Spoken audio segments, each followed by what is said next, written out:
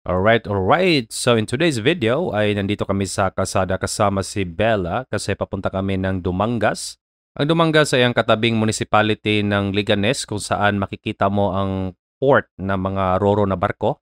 At dito kami usually dumadaan pag umuwi kami ng Cebu kasi kinakarga namin tong sasakyan namin sa roro na barko papuntang Negros at patawid papuntang Cebu. Wala namang problema ang kalsada dito kasi napakaluwang pero kailangan mo pa ring mag-ingat kasi kasabayan mo dito ang mga logistics trucks.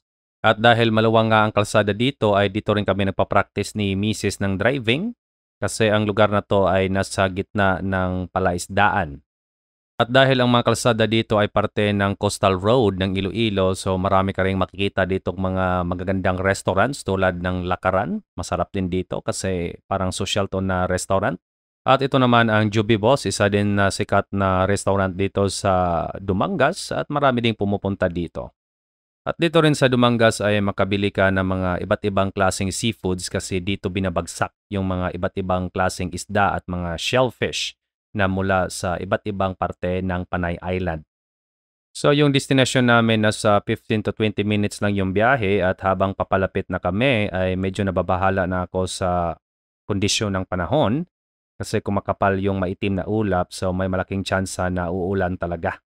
At ito na yung Baywalk ng Dumangas, kaka-renovate at kaka-extend lang nito kasi medyo maiksi ito nung mga nakaraang taon at ngayon ay kita nyo naman sa video, mas mahaba na siya at mas maganda na yung hitsura niya.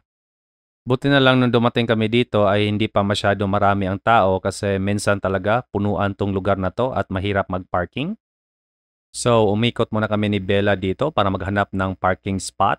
At dito ang napili namin, itong lugar na malapit sa restaurant na may pangalang Corvus. Kasi maganda tong restaurant na to social din to. At bago kami pumunta doon sa restaurant ay naglakad-lakad muna kami ni Bella dito sa Baywalk.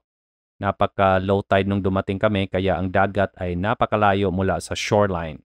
At ito talaga ang nagustuhan namin pag pumupunta kami dito lalo na pag weekend kasi parang may fiesta dito. Samot-saring pagkain ang binebenta dito kaya pag dito ka tumambay lalo na tuwing hapon ay di ka talaga mabuburyong. At dahil nilakad nga namin ang kahabaan nitong Baywalk so medyo napagod si Bella at humiling siya ng ice cream so ang ginawa namin ay bumalik muna at nagtambay dito sa tindahan sa kabilang dako ng kalsada para mag-snack.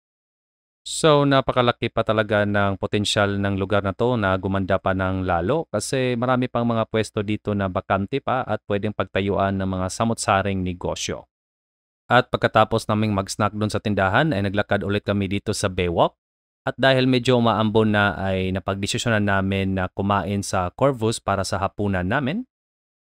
Dalawa ang restaurant ni Corvus, merong isa dito malapit sa dagat at merong isa na nasa kabilang dako ng kalsada. So dito na lang kami kumain kasi masyadong maraming tao doon sa restaurant nila na malapit sa dagat. At mas maganda rin dito kasi may second floor sila so kitang-kita mo yung dagat. At mula rin dito sa second floor ay kitang-kita mo rin ang isla ng Guimaras. So sobrang lapit na lang yan dito. Tapos sa unahan dito ay makikita mo rin ang port ng Roro. So dito kami sumasakay pag umuwi kami ng Cebu. At maganda rin ang interior nitong Corvus kasi modern classic yung style niya at maganda din yung lighting. At kahit nga yung mga muebles nila dito ay hindi basta-basta, mukha talagang mamahalin. At pagkalipas ng 15 minuto ay na-serve na yung in-order namin, isang chop suey at isang scallops na gambas.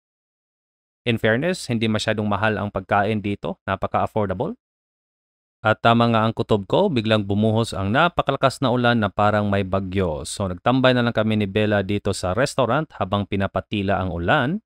So kahit bumuhos ang malakas na ulan ay sulit pa rin ang pagpunta namin dito sa Dumangas kasi na-enjoy pa rin namin yung lugar.